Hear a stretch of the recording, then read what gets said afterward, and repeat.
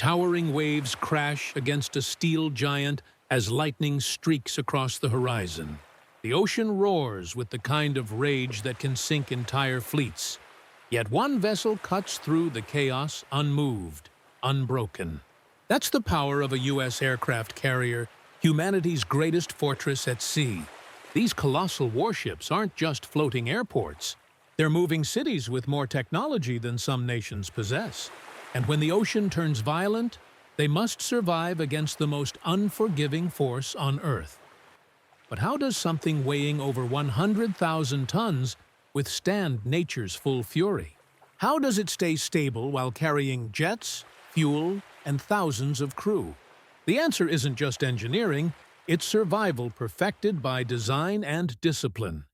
The Pacific and Atlantic Oceans are nothing short of brutal.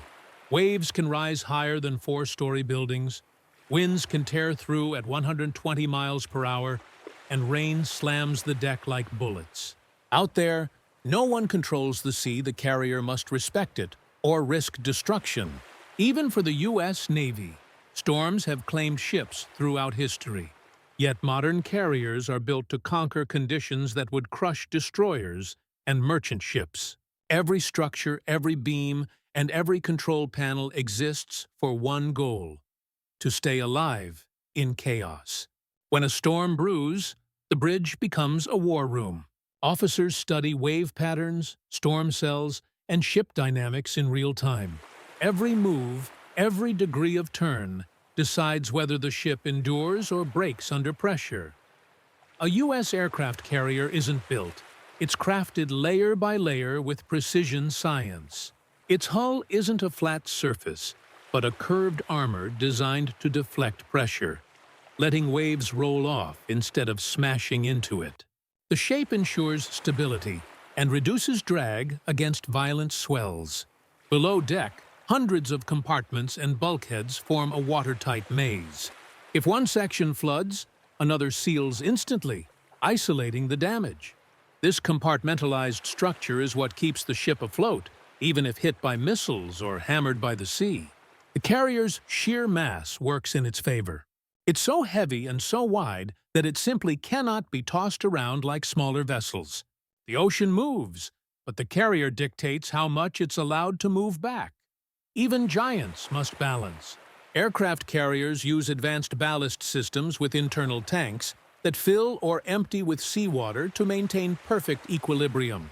When waves tilt one side, the ship automatically shifts its weight to counter the force. This constant rebalancing happens every second, guided by sensors and computers. The system reads ocean pressure, wind speed, and roll angle to decide how much water to move. It's like an invisible hand holding the carrier upright amid chaos. Without these systems, a storm could turn deadly fast. A small miscalculation in ballast management can mean the difference between controlled motion and catastrophic capsizing, something the Navy cannot risk. Carriers are equipped with stabilizers that act like underwater wings, adjusting their angle to slice through the sea smoothly. These fins minimize rolling, keeping flight decks usable even when the ocean tries to throw them off balance. Onboard sensors feed data from every direction: wave height, wind resistance, and torques on the hull, and feed it to automated stabilization systems. It's constant math and motion beneath the surface. This harmony between man and machine is what allows jets to land on deck during storms, a feat that defies logic.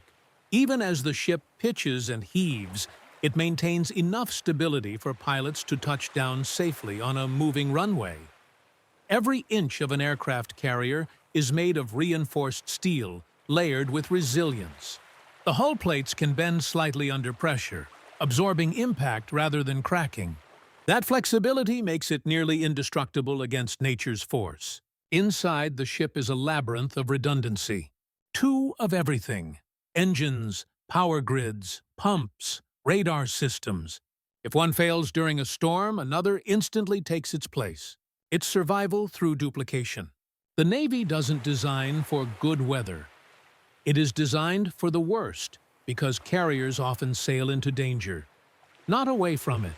They must function even when every element outside is trying to end them. No system matters without the people who operate it.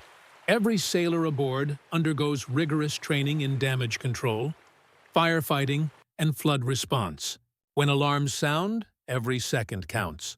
In the middle of a storm, hundreds of crew members move in coordinated precision. Some secure hatches, others monitor water levels, while engineers check propulsion. The goal is simple: keep the ship alive. Veteran sailors often say that the ocean tests respect. Even with the world's most advanced ship, arrogance can kill. Discipline, teamwork, and awareness make the difference between surviving the storm and becoming its next story. Every time a carrier emerges from a storm, it carries more than aircraft. It carries stories of endurance, proof of human mastery against impossible odds. Each voyage shows what happens when technology and courage meet nature head-on. From the Nimitz class to the latest Ford class, each design pushes the boundary of what's possible at sea. These ships are not just war machines. They're living testaments to how far human engineering can go when challenged by the planet itself. If you find this incredible world of naval power fascinating, make sure to hit like, share with friends who love ocean warfare, and subscribe, because what happens on these ships is more than survival.